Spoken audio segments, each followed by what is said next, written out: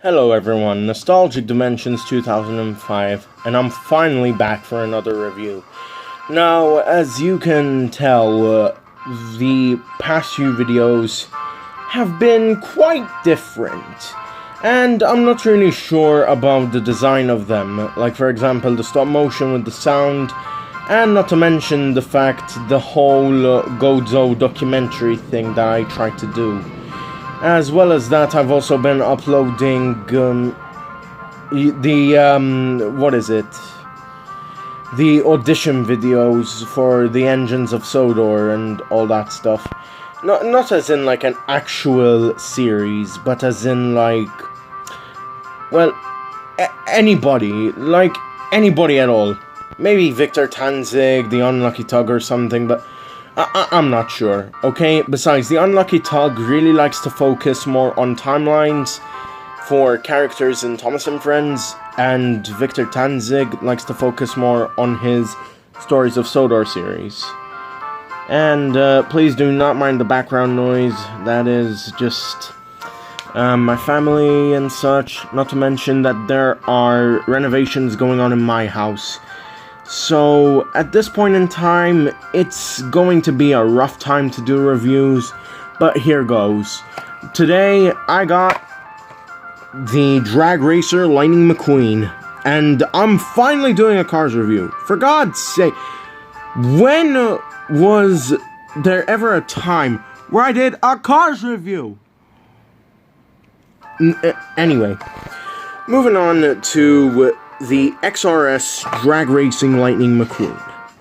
I never got a chance to pick up these models when they first came out because I had stopped collecting cars at the time. Moved on to Thomas and some other stuff, like Ninjago. So yeah. Anyway, that out of the way, let's get him out of the packaging. So here he is out of the packaging, Drag Racer Lightning McQueen. Now, from what I've seen on the box, there's supposed to be some kind of suspension or something in here. Never mind. But, from what I can see, there is sort of a play feature where if you move McQueen, oh yeah, I think this was the play feature that was mentioned. So, when you move Lightning McQueen around, you can see that flames come out through this engine. There's the XRS logo right on top of his Lightning Bolt Flame combo. The Rusty's logo is also there. The medicated bumper ointment, as seen in the first, second, and third movies, I think. Actually seen in the first and third, because Rusty's didn't really matter in Cars 2 now, did it? We were all talking about All in All, and all that junk. Also, the big tires at the back, it's kind of unsettling. I mean, if they did it on both ends, they could make it look as if McQueen's some sort of monster truck. I can see that they give Lightning McQueen sort of a new facial expression. And, well, to see that there's the Rusty's medicated bumper ointment thing at the back, it's pretty cool. I really like that this McQueen still carries features from the Cars 3 model, like, for example, the 95 under his headlights, and not to mention the Lightning Bolt and Flame combo. The spoiler at the back, I'd say it's a subtle nod to Cars 2. Because, let's be honest, when was the last time we saw Lightning McQueen with a spoiler? That's right, Cars 2, and the many various Cars spin-off like Carbon Racers or Silver Racers. And, yeah, let's make a comparison to make this review more interesting. So, now I've got all three Lightning McQueens lined up here. The Cars 1 Lightning McQueen, the Cars 2 Lightning McQueen, and the Cars 3 Lightning McQueen, all alongside the XRS Drag Racer McQueen. So, as we already know, with the cars from Cars 1 and Cars 2, there was no major significant change within you know, the width of the car. Like, for example, the length. I think for the car, the length remains relatively the same, while the width, it's just not. This was mentioned in Leo Convidio's video, and especially with the drag racer, you can still see that there is a major difference.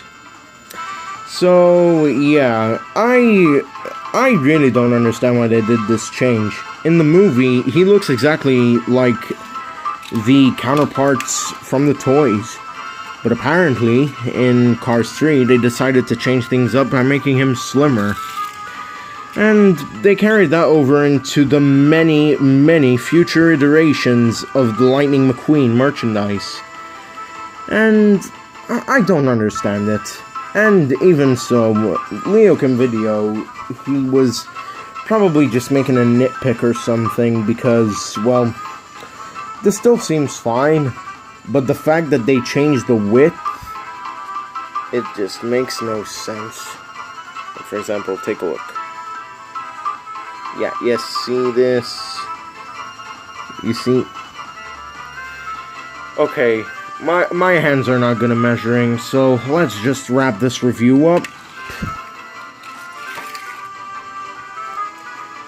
In conclusion, I'm not really sure if this is a Lightning McQueen I'd recommend to anyone because, well, let's face it. This Lightning McQueen model is good, but it's not without its flaws. Like, for example, the engine block, it's blocking his eyes. And, well, the fact is, I still think the normal iterations of Lightning McQueen are better. I mean, ones where they have a slight redesign to make them look more wacky and into the movies, or even Mater's Tall Tales, that I can understand. But as for this one, it just doesn't make any sense whatsoever. This was just made to promote some toy line or tie-in with some kind of racing company. I think there was a tie-in with NASCAR, but this is a tie-in with drag racing. And only God knows what drag racing company was promoting this or something.